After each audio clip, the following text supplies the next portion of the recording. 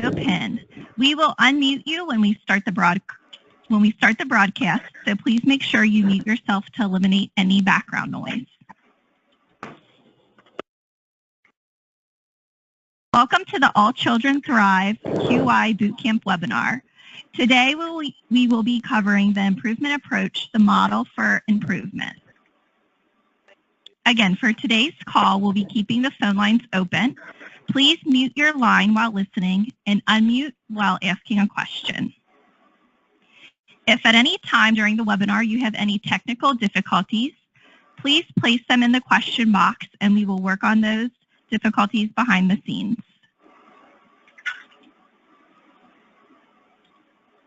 Now I'm going to hand off to Sherry Wooten, who will go over our learner objectives for the webinar.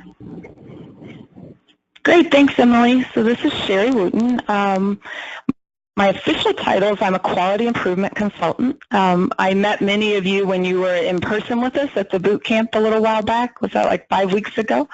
I was one of the ones that had a referee shirt on. And this is our kind of follow-up webinar to refresh on what you're learning, get some interaction from you, and teach you a new tool that we didn't have time to teach them, but we predict that you would likely be able to use about now in your project. So the tool, it's called FMEA. I'll tell you what that means in a little bit.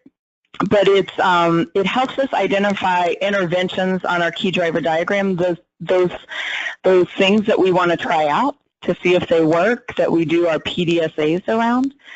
We're going to learn the parts of that tool. It's real simple. There's 3 parts, and you'll see we even have them color-coded. So they're in, the processes in black, the failures are in red, and the interventions are in green. And then we're going to practice, we're actually going to practice creating one. Remember how in the boot camp we would learn something and then do it? We're going to do that today. It's a little tougher in a webinar, but that's our hope. Many of you we've unmuted now, so I'm seeing quite a few. So just because it's a webinar and it's so tough, I will call on you just to keep you with me. It's okay to say pass. That's a perfectly acceptable thing to say. If you don't want to answer, or you were distracted for a second and you need to pass, that's okay, but it helps make sure that we're all kind of here together. So I will ask you to give input as we go. The team is slowly unmuting you. As you join, you do have to enter your audio pin. So as they're unmuting you, remember to unmute on your side. So we've had some good laughs over some of the conversations we hear, but it does get in the way of the teaching. So if you can mute on your side.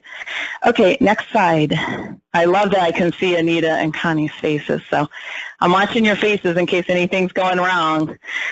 Okay, so we want to refresh on what we've learned so far in boot camp together. If you're like me, I need to hear things a few times before it sinks in and you're all practicing them. So hopefully this is a good refresher for you. So if you go to next slide. Remember this is our improvement model. So this is very simply the framework for our projects. So we learned a tool around what are we trying to accomplish, how will we know that our change is an improvement, and what changes are we trying to make. And then we do, based on those changes we're trying to make, we follow this plan, do, study, act cycle. And I've seen many of you. As a matter of fact, I saw Connie's just Friday. Quite a few of Connie's on Friday. So as a reminder, that's our framework. And now if we go to the next slide, we learned that the way we know, we can talk about what we're trying to accomplish and how we know, is using these tools that we called a global aim and a smart aim. And hopefully you remember, but we had that example in class around pizzas and pizza delivery. So we said the global aim is we wanted to be the best pizza restaurant in Cincinnati and increase customer satisfaction. So remember, the global aim is that so what, and also the big picture, like why what your project is you're doing matters.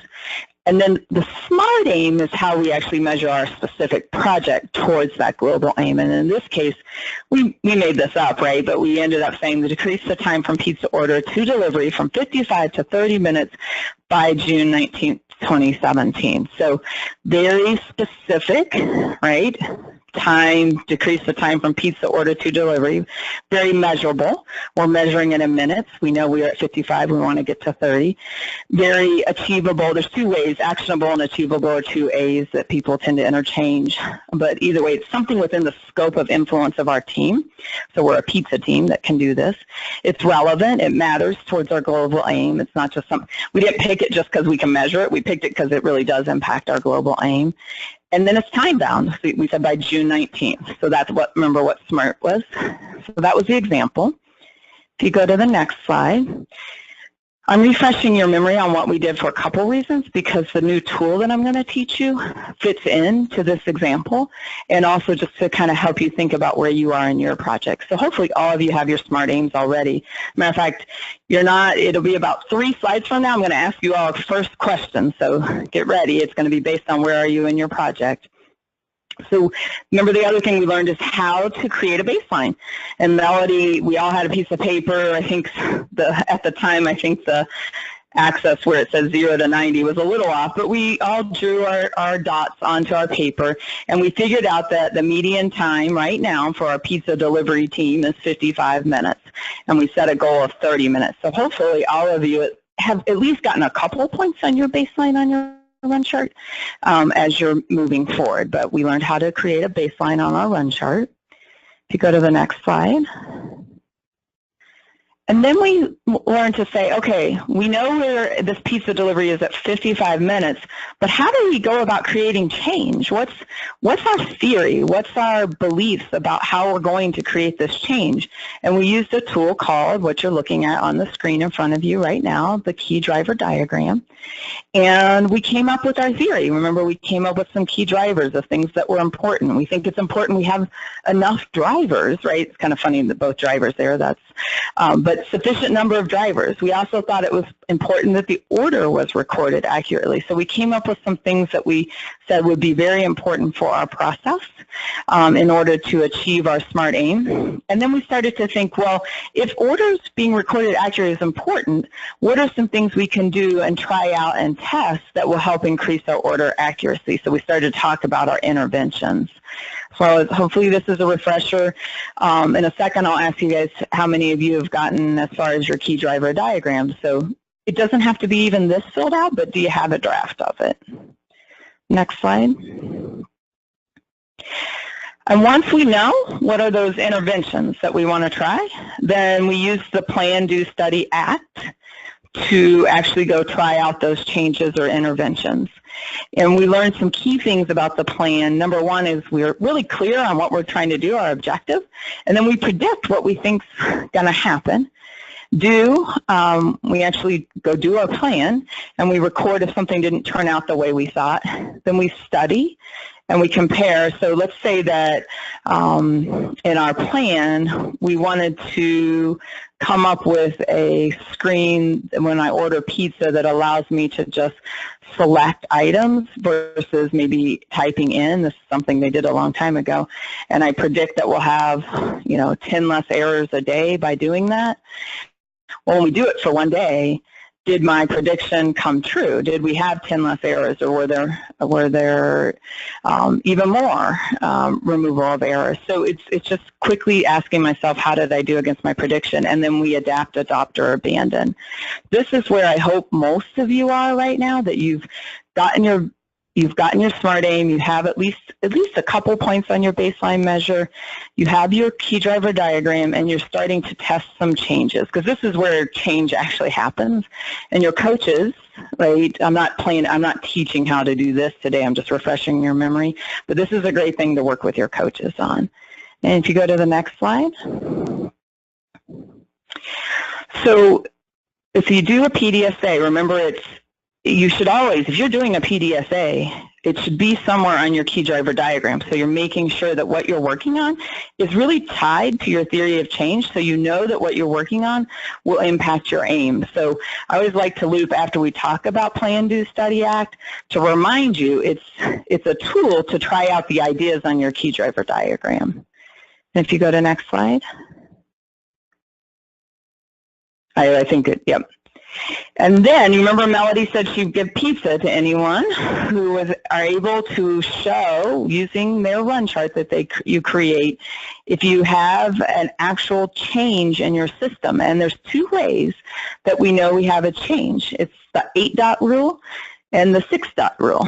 So the one on the left is your 8-dot rule, and that's where you have 8 dots either below, as it's shown here, or it could be above, depends on which way you want your measure to move, above or below your chart. So if this was the one that's showing on the left, let's pretend that that's our 55 minutes on pizza, and then we did something. And now let's say that we did that new test around order interventions where we have a nice screen for entering. Then if we shifted down and then after that intervention, we had 8 points that were more down around, looks like maybe 20 minutes, and we got 8 points below that red line there, then that means that we did really change the system. And on the one on the right, the chart that says trend equals changing, another way we'd know is if you have 6 points that are all trending down. So see how 1, 2, 3, 4, 5, 6 on the right there, they all are going down in each one. 2 is below 1, 3 is slightly below 2, 4 is below 3, 5, and 6 is below 5. That's a trend downward. You can also have a trend upward, but either one would suggest that your system is changing. So in other words, the thing you tried out or the multiple things you tried out are impacting your system.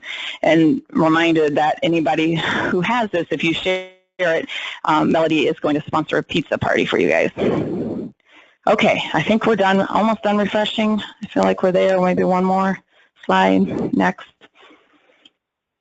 Oh, yeah, and this is just, you can go back one just quickly to connect it to, so if this were if we had our time to deliver pizza, this would be a shift. At least we have our 6 points in a row, right? So we would be watching and saying that something has changed in our system. So we think our 2 PDSAs, the one that's a new form and the second that's a computer, are likely changing our system. So this is one. If you had a chart that looked like this, send this into Melody via Holly and the team to get your pizza party. And then the last one, now it's your turn. So remember I said earlier, I know it's really easy on webinars to be distracted, so hopefully you've got yourself in a place that's quiet and you can listen, but this is your first time to kind of interact with us and let us know how far are you in your project. You can pick, I believe, are we saying pick the furthest you are, Emily? If you pop the question up, give us 1 second and there'll be a poll question that shows up on your screen. There we go. So it's in blue, it says quick poll. So you can pick all of the ones that you have finished right now. So we're going to leave the poll open. Emily, any other instructions they need to know? Nope, that's pretty much it. Right now we have 20% have voted right now. So I'll leave it open for okay, so a couple more seconds. Yeah, let's even more than a couple of seconds. Go ahead. Would you like coaches to abstain? Oh, thank you. Is your team on, Jen? If your team's on, then yes, sure. please I saw abstain. earlier, but I know at least one of them was. Yeah, on the you can right-click on attendees, and it's okay, Jen. If your team's not on, I would say go ahead and vote. If on the right-hand side, if you want to see who else is on, there's an attendees, and you can click next to the arrow. It'll show you the people who are registered. So let's hold off. So to your point, Jen, I wouldn't expect to get to 100% because coaches might not vote. So we're at 82%, Emily? Is that right? Yeah, that's correct. Okay, let's see. So let's go ahead and show the results then.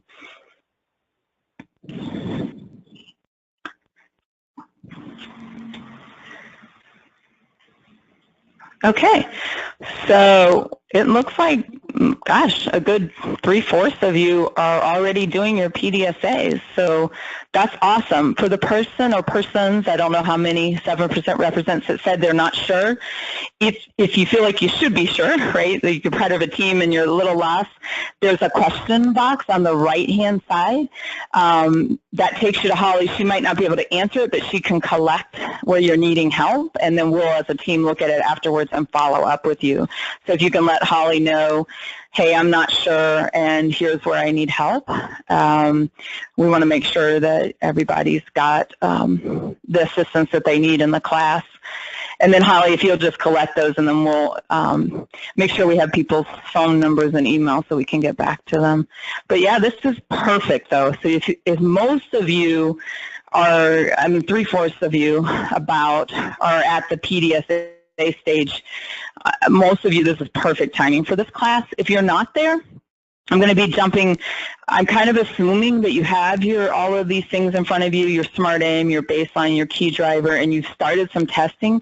And I'm going to be teaching you a tool that helps you identify places to test. So let's say you're not there, so you're some of the people who haven't completed their key driver. I'll place it in perspective of when you get there, here's a new tool that you'll be able to use. And you can ask your coach for help, or you can reach out to us, and we'll share that later, to get help when the time comes to apply this tool. Before we go on, Emily, Michelle, Holly, anything else we need? Are we ready to go learn our new tool? I think we're ready to learn. Okay.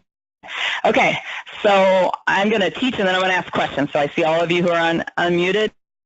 I'll start pulling on you to ask questions because we're about to do an exercise together. So this tool is called the Failure Modes and Effects Analysis. I almost always giggle when I say it. Quite a fancy tool, a name for this tool, which literally means where are things going wrong the most, and where should I focus my energy on improving the process so that I can get to my aim. And we didn't get to teach this because we wouldn't have had enough time, but it's perfect timing. If you're already testing or you're about to start testing, this is a great tool to help you and your team focus on where to test. So if you go to the next slide, there are really 3 parts to this tool. So I'm going to actually start in the middle, which is called the current process. So what this is what is at a very high level the process that impacts your aim. So if I were to say this in another way for the example we've been doing, what is the process that impacts our ability to deliver pizzas? And we want to do that within 30 minutes. And we're going to step through this together. And then the second part of this is the failure modes analysis. And you'll notice that Emily's popping off of the full screen because we're actually going to do some interactive things here in a second, so that's why it is correct that you're seeing it like this now. The second part is failure mode. So that's, if we know our process, where are things breaking down? Where are things going wrong? And the experts are the people who live the process every day. So in the pizza example, the experts are the customers who order the pizza, the people who take the orders, the people who cook the pizzas, the people who deliver the pizzas. That's who you want in the room doing this tool when we were doing the pizza example. So I'm going to pretend like you all are that team today. And then the third part, so we have the current process, the failure modes in red, and the third part of this tool is called interventions. Notice interventions. Remember, we also have that same title on the key driver diagram. So if you go to the next slide, what we're trying to do is get to the green part. Uh-oh, it looks like we've lost you guys. Is it just me?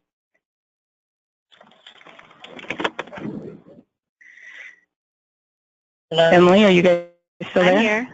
Yep, we're still here. Can you not? I'm here. Okay. I'm here. I can't see it, but that's okay. So can everybody else still see the webinar? Yes. Yep. I'm here. Yes. Okay. So we're gonna, I have my own slides, so we'll keep moving. So Emily, if you go, hopefully you're on next slide, which is showing the key driver diagram now. I'm on the key driver diagram. Okay, and you guys all just have to be a little more explicit. For some reason, I'm not having connectivity, so apologies, but we'll keep moving forward. So where that tool I just showed you, the FMEA, Simplified FMEA, where that comes in is helping you identify ideas for where you want to go test. And more than identify, it actually helps you prioritize. There's a lot of things you can go do, but this is a great tool to use with your team to help focus in. So we're going to step through it together. And if you go to slide 19, the first step that we're going to work on is the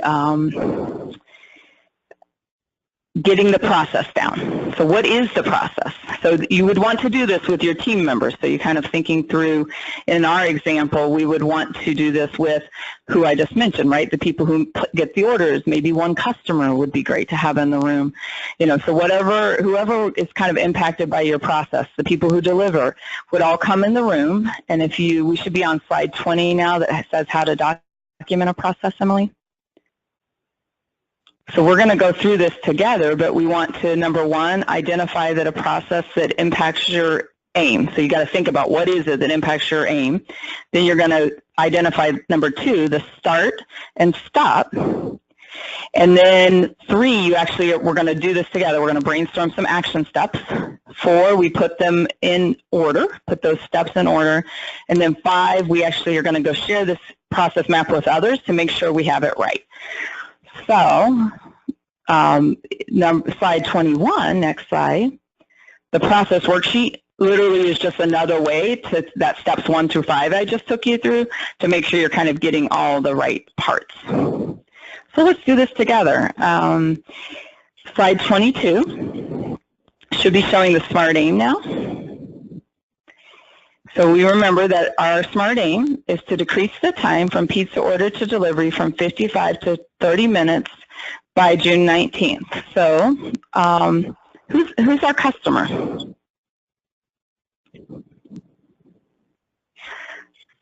Amy, you're at the top of, Amy Roberts, you're at the top of the alphabet, so you get to be the lucky one. I'm your customer. Anybody calling the pizza place is your customer.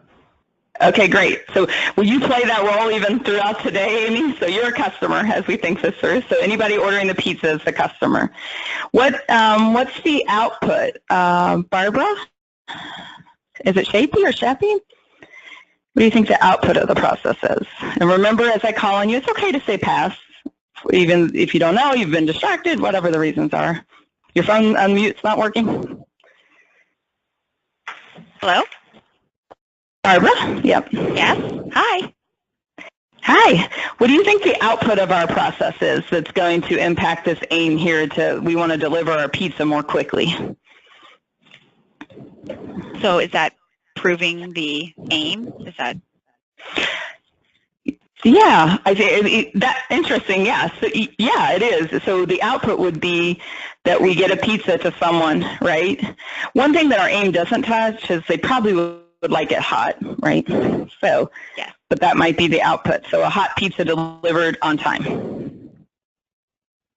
And then since I have you, Barbara, already, like you get to, what do you want to name? We need a quick little cute name to name our process. I have no idea. So name it.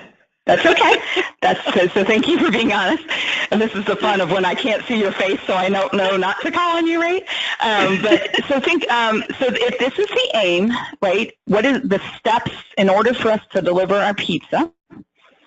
So the name could be something as like delivering pizzas on time. Yeah, delivering pizza on time.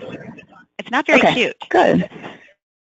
Hey. And if anybody else wants to chime in, that's great. But it's descriptive, right? At least we'll all know what we're doing. Good. And then if you go to the next slide, remember the steps I just took you through as you're getting a process ready. Steps one, the next one is that we want to know when do we start and stop the process. So Carrie, I'm just going to come to you because I'm kind of going down in order here. But where do you think, if our process is delivering pizza on time, where do you think it starts? I think that for this process, it should probably start from the minute that we start making, like the phone call comes in and we start to make the pizza, start getting the order together. Great.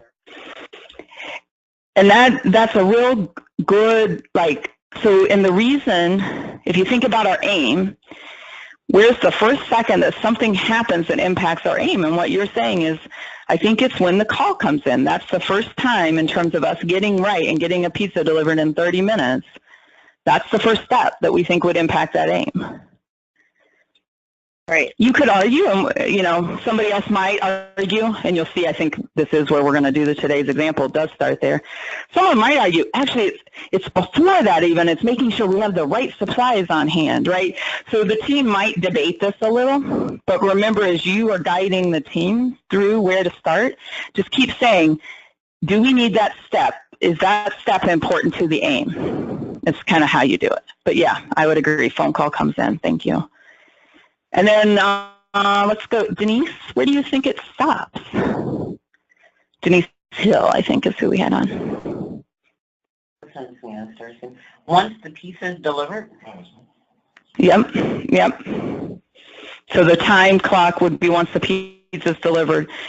You'll see, I actually think that probably is the stop. Interesting enough, the team that helped us do this another time had it when the pizza person, the deliverer person returned, and I think their logic for that was that, well, if there could be a failure that their delivery people are taking too long to get back, and so that could impact the next pizza delivery. So that's kind of the debate, but it would be like, I think our example has it when the delivery person returns, but in terms of our aim, it does end when the pizza is delivered. Thank you. So this discussion was probably way simpler than with your team, but this is literally, you want to have this discussion with the team. Where's the start and stop of the process that impacts our aim? And if we go to the next slide, now it's assuming, and I think it's fine. I think we had the pizza person delivery returns to the shop, but what are all the steps in between the customer orders and someone returns to the shop? And you don't worry about order right now. So just with the team, we'll kind of, what other steps? So from the moment the customer orders to the delivery person returns to the shop, what are some other high level, now not like, we're not at the level of put cheese on, put pepperoni on, but higher level than that, steps that happen. So let's see, Alicia, I think you're up next. What other steps do you think happen? They have to give the order to the cook. Okay, yep, give order to cook. Emma, do you have one you want to add in? Oh, go ahead, Alicia, go ahead, you had some, keep going. Oh, then make the order. Yep, yep, you got it exactly, you're at the right level here. And you'll see this is important, the reason I said the right level, what you just said, Alicia, make the order, that is really important because you can't be too detailed when you're thinking about this with the team. So that example I gave, like you could have said, we roll out the dough, we put the cheese on it, we put the pepperoni. That's probably a little too detailed for the team, but make the order is a good high-level box. Emma, any other process steps you think are between the customer orders it? I guess checking the order. And then check the order. Yep. Pizza delivery. Packaging. Packaging. Yep. That could be another high level. Great. You guys are getting it. Hopefully this is helpful. So we're going to go on. So I sat down with a different team. They had slightly different but very similar. You were right on. If you go to the next slide. So I think some of the similar things. And this is where you and the team of experts kind of decide. And some of this is a little bit of pre-knowing where failures are. So I think, Emma, you gave us one which was packaging. And I don't, well, it is a symbol order on here. So no, that's fair. But, you know, if there's one that you all did that this team didn't, this comes down to your experts. That's why it's so important who you have in the room are the people that are really familiar with the process. But next step is after we get the steps, then we just order them. So we know that that's the first one. We receive order. Let's see, kind of where did we leave off on the list? Was it Jen? Can I come to you for a second? What do you think comes next, Jen Williams? And then we'll go to Joyce and Kelly, looks like the up on deck. I lost the webinar, it looks like.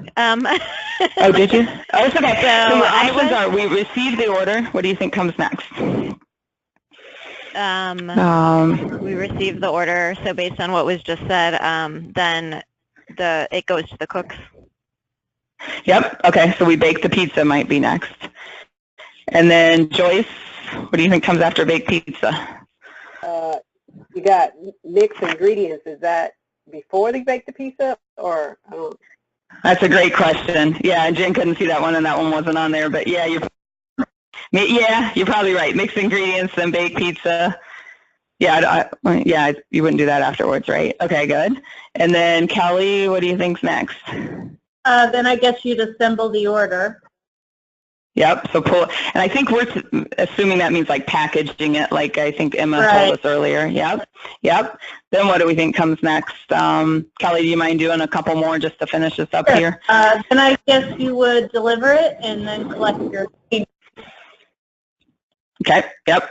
And then we had decided with the other team, I think our team would have stopped at deliver and collect, but this team took it all the way to return to shop, and it's because they thought they had some failures there they wanted to go over.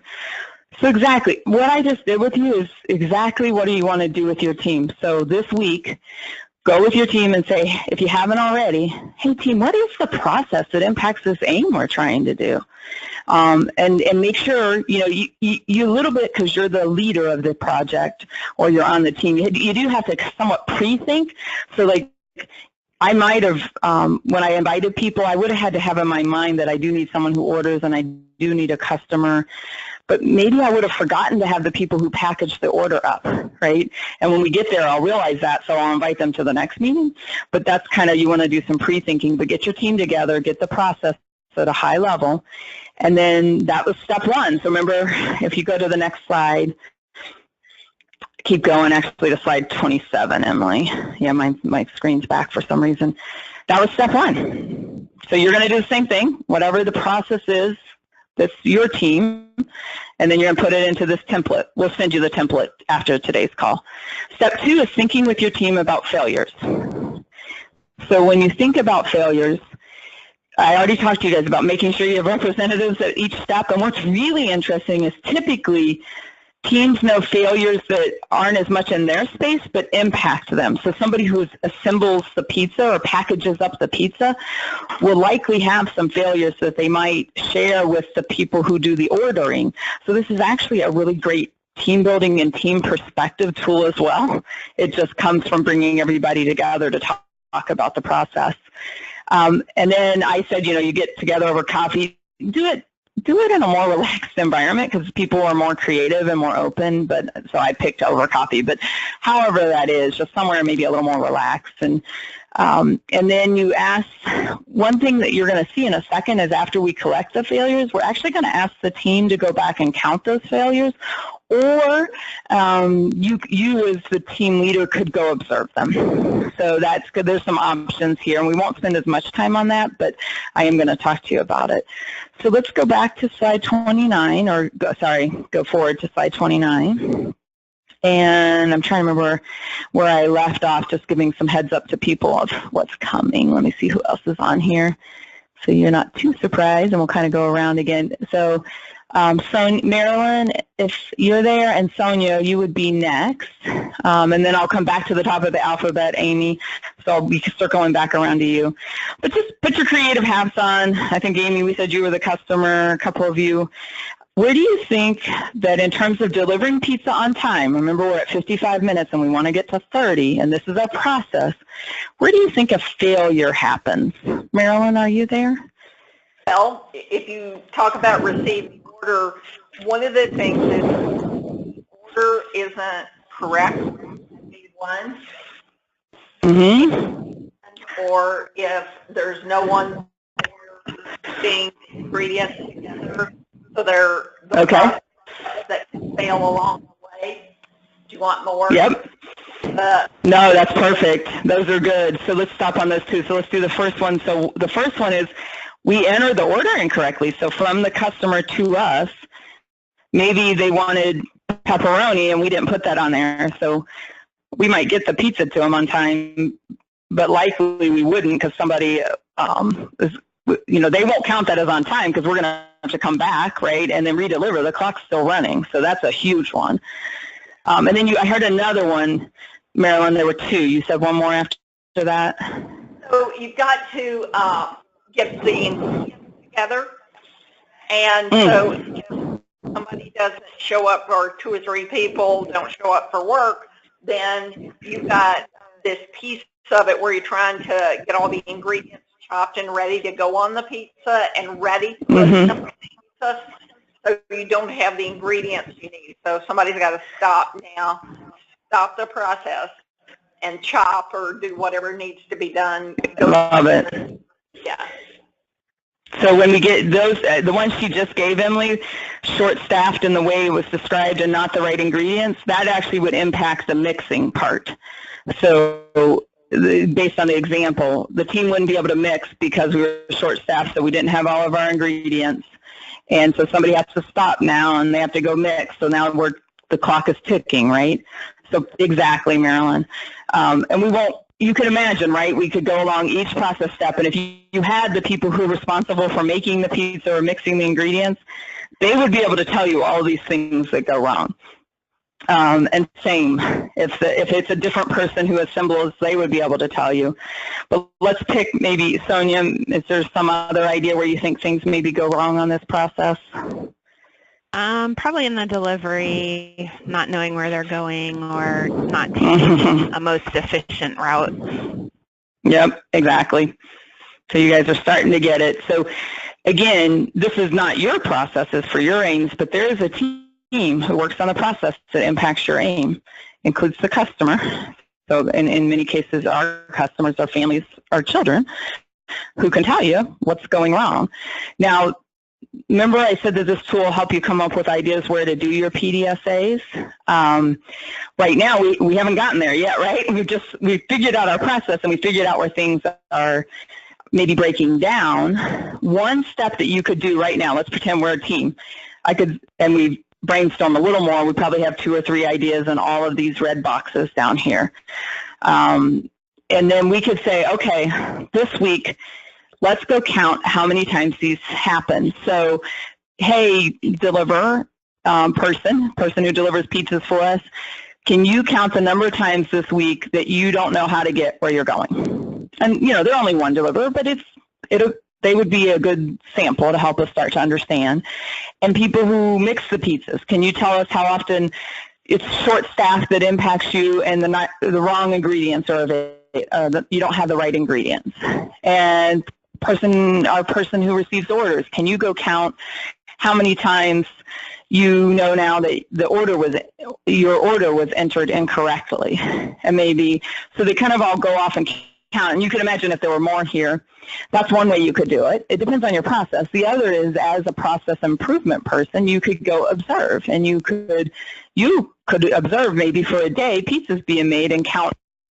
So there's a couple ways you can do it, but what you're trying to do is figure out where the most failures are. So if it turns out that the deliverers, you know, most of the time they really know how to get there, well, you don't want to spend time on that over if it turns out that it's incorrect orders are happening like 50% of the time. If incorrect orders are happening a lot, and not knowing where to go is happening very rarely, you could imagine you'd want to spend your time on working on getting orders correct. Let me pause for a second and see, are there any questions in the question box, or anybody feeling a little lost before we go on to the third and final step of this tool? You can just speak up. We have you off mute. So if you do have a question or clarifying question or just an ad or anything, go ahead. I just want to pause, and we're going to wrap up on teaching in just a second. I don't. Thank you, whoever said that. Any questions in the question box, Holly?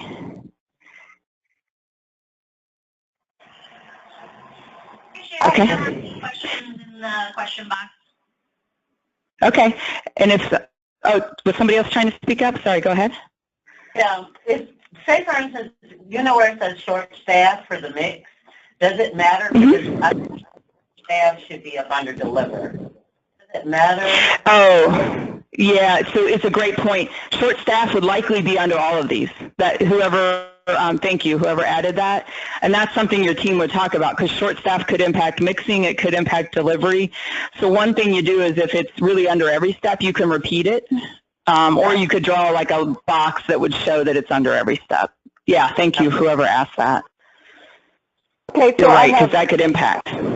Go ahead. This is Grace. I have just another observation. So I don't, and this may be down in the weeds, but I don't know if this is assuming that the order is a person coming up to the window to order, or if it's a phone. It's a great question, and the team would know that, but you're right. Like if you were helping this team improve, you absolutely would go there with them. So you would say, okay, well, how do you receive orders, right? So, oh, well, some of them it's because they drive up to the window. Some order online and some phone call. So that's as you're working with that team, you definitely would dig into that. Did that answer your question or not? Yes. Okay, great. Yeah, this is great. I can tell you guys are getting it, because these are the exact right questions as you dive into this with your team.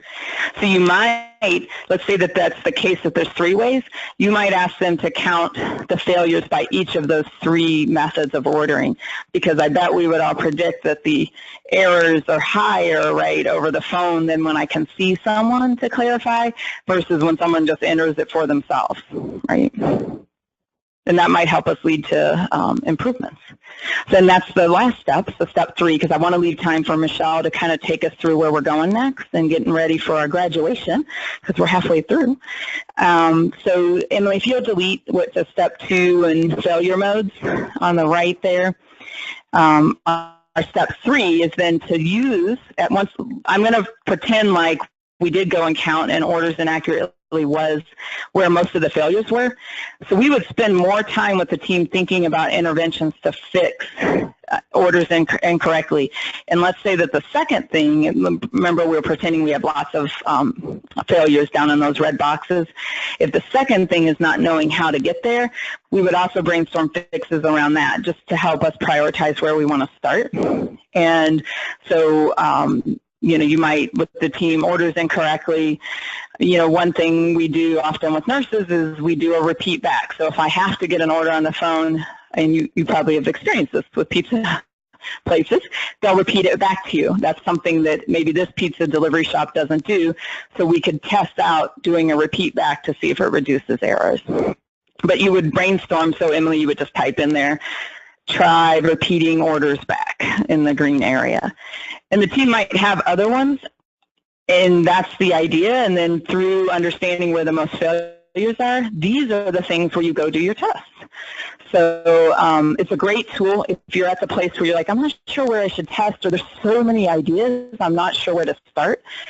This is a good tool to get the team together to help prioritize and decide that.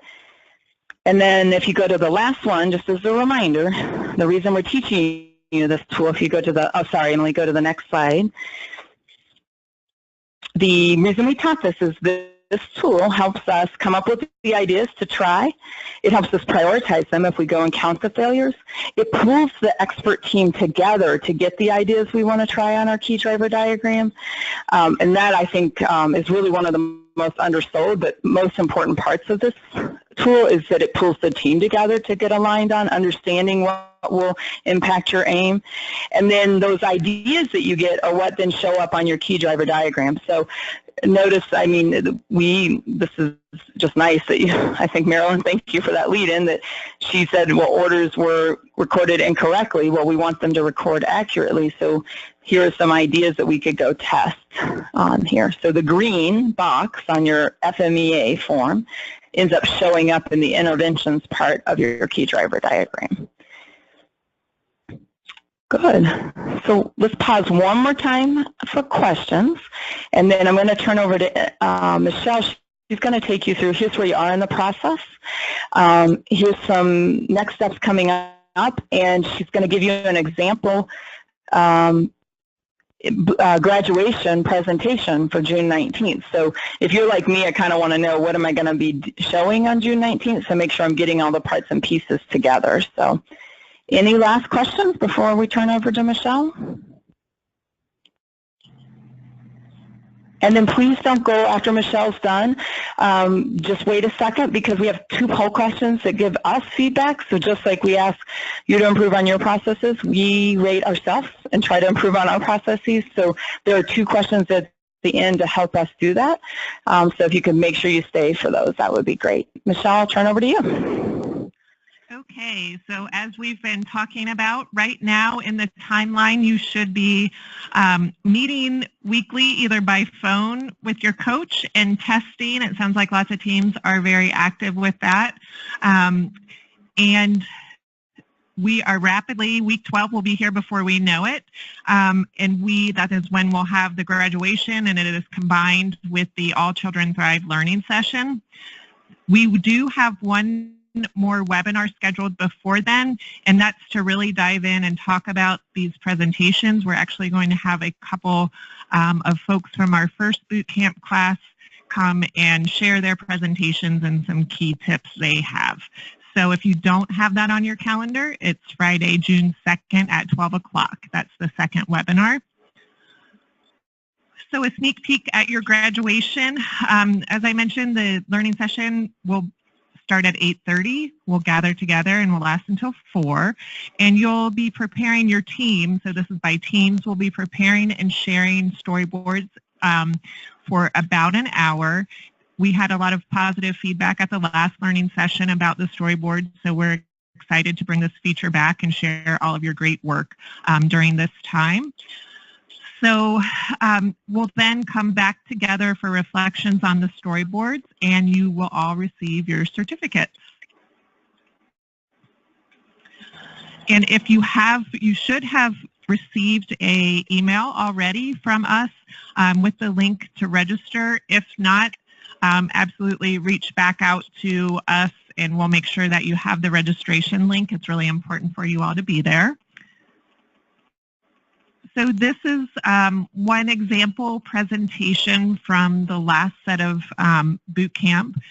One thing to note on this is that the name needs to be really big on the title. Think about people standing 5 to 6 feet away and being able to see the title, and you should think about that on actually all of these slides so that people can see them from a distance. And you'll see here, we recommend using some pictures to communicate words, just again, so your information can be communicated quickly and easily from a distance. And really on the presentation of this, we look for a simplified key driver diagram. So you want to pick a couple drivers to highlight and feature on the actual poster presentation, but then we also would like you to bring your actual KDD as a handout to give to folks. That's part of the requirement for the boot camp class. And we would like you to pick 1 or 2 things, examples of things you've tried. You certainly don't have to list everything, but maybe there's a couple tests you would like to share of things you tried. And then you'll share your measure and results. And one thing to note on this slide is that there's a summary box that can help people with the data. So we know we have a wide range of folks that will be attending the learning session. So we want to make sure we can communicate what's happening in the results in a quick and easy way. Any questions as it relates to the presentations or the learning session?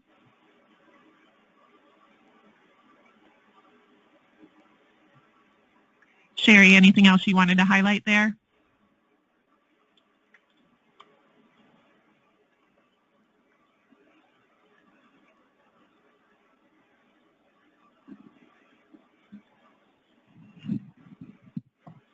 You might be on mute, Sherry, if you're trying to talk. I'm not sure if you are. Hey there, I was. So it's just reiterating what you said, that at the next webinar we'll practice. We'll have 2 teams come that presented last time for boot camp and share their projects for you to help you kind of make sure you have all the parts and pieces and you're ready for your sharing at graduation. And remember, your coaches are there to help you get through all the details, and if you're having any problems, you put something in the question box so that we know about it and we can reach out to you and help. Those are anonymous. I mean, Holly sees them and she'll know that they're you, but nobody else can see them if you put something in the question box. So please feel free to type something if you're having any challenges. I think we're ready to go on to, we'll finish up early. If there's no questions, we'll go to our last 2 poll questions. So similar to the one we had earlier where you told us where you are on your project, these are 2 to give us a sense of where we are. We will, just like we ask you to be transparent with data, we'll be transparent with our data now. So no matter what the results are, we'll go ahead and share with you because it's how we learn. And so you put in, you pick, we're going to wait till we get similar. This would be, everyone could vote on this one. So we're at 60%, so hoping to get a few more before we show the results.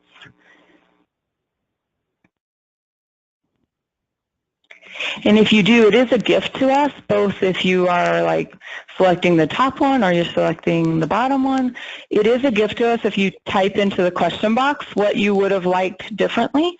So like if you say, oh, it's just a little bit helpful, was it because you already knew the tool, or was this, you know, because it's hard for us to know how to improve. So if you do chat something into the question box of how we could improve, that's also helpful too.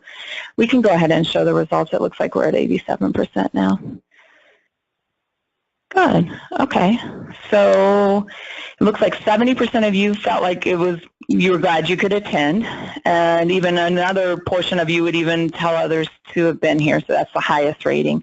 For those of you who said it was okay or just a little bit, if you could give us the gift of telling us what would have improved it for you so that we can think about how we would go about improving next time, that's great. You can chat it in the question box is the easiest way.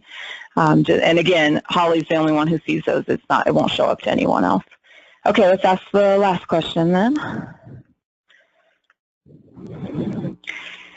So this gets to like, how well do you now think you could go use the tool that we taught? So the FMEA, which remember is the black, red, green tool. So hopefully you all are going to go leave right now, and if you haven't already, work on this with your team. So you would pick, just pick one of these. So I would not know where to start. I could probably do some of it, or I'm ready to use it. And then for those who are saying, and we'll wait, we're at 60%. For those who are saying I could probably do some of it, that's a perfect use for your coach to help you get to I'm ready to use the tool. So connect with your coach. If that doesn't work for you, you get the emails from us once a week, every week. There's the community health email on there. Shoot an email there. If you know one of us, contact us, or you could put something in the question box right now, like I need some help, and we'll make sure we follow up. We'll give it just one more second.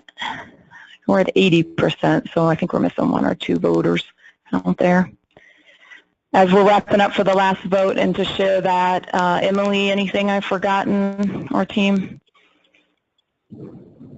I don't think so. I think we're good. Okay, so it looks like, oh good, about 2/3 of you said you could go use the tool, which is awesome. So hopefully this is helpful, and some of you said you could probably do some of it. So again, if you need some help, we'll keep the question box open for just a few more minutes, or this is a perfect use of partnering with your coach to help you get the final skills you need to use the tool. So thanks to everyone for coming, and we will connect with you either as your coach or in our next webinar. We'll see. Emily, can we just stay here just for a second in case someone's typing up a question? I don't want to miss it, but if you're not putting a question in the question box, you are free to go.